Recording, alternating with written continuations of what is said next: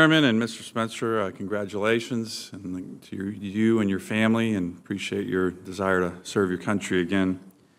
I wanted to get back to the issue that I think was lost by the last Secretary of the Navy, and I want to associate my concerns that Senator Cotton raised about your predecessor, who took his eye off the ball on many things, readiness, but particularly training.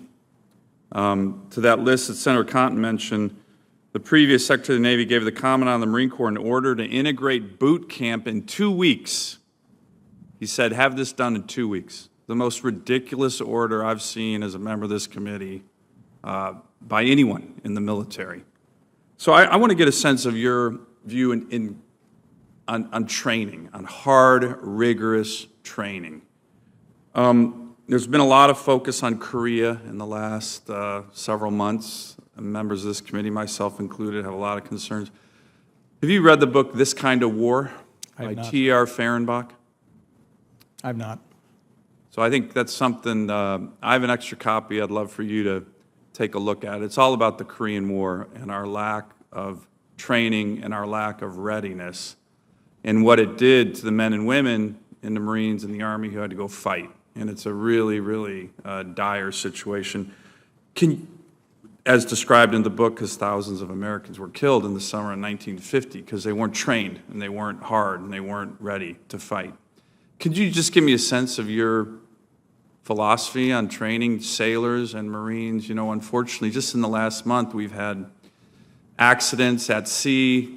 We've a lot of talk and concern about what happened with the refueling tanker just yesterday. What is your view on how we should be training our Marines and sailors?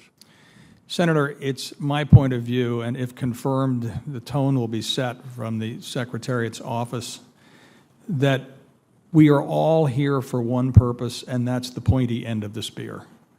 All urgency, all focus, whether a dental hygienist, whether motor pool, whether pilot, whether flag officer, we are all here to attain the goal, and the goal is to deliver the fight. We have to train.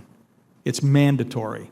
The CRs, the BCA has really cut into training, and I think we're seeing some of the impact of that, unfortunately. We need to turn that around and correct it immediately. Well, I think sometimes, and I'm looking forward to your confirmation, you'll see that even this committee puts forward issues and areas of focus that don't relate to training. And if you see that happens too much, you count me as one of the supporters to get back to what you're talking about, which is serious, hard training so our men and women can come home if and when they have to go to war.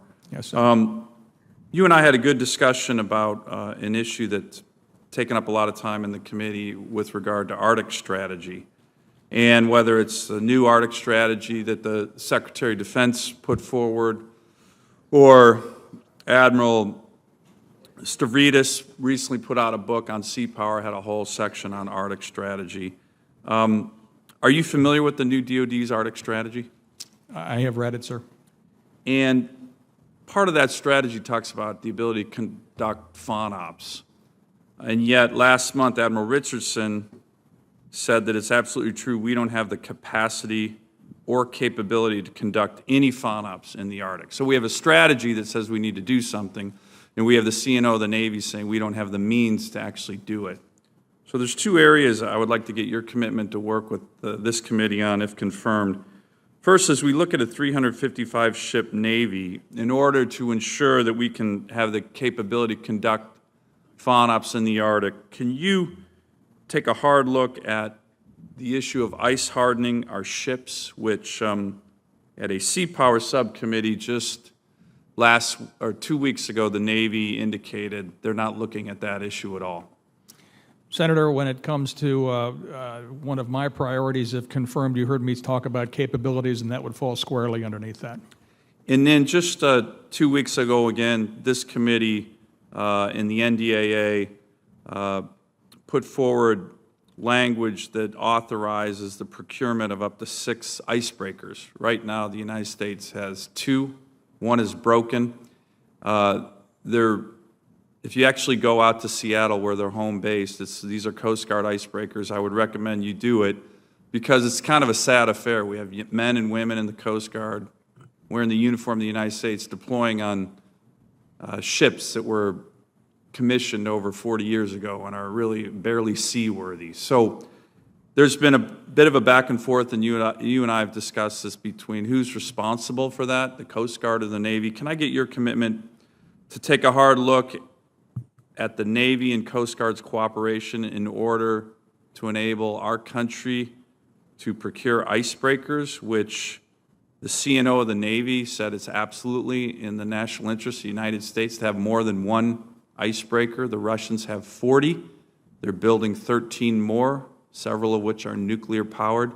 Can I get your commitment to work with the Coast Guard and this committee on that important task? Most definitely, Senator. If I'm not mistaken, you all have provided some money for the Navy to provide support for the Coast Guard in the exploration of the next generation of icebreaker, and that's totally supportive in my mind. Great. Thank you.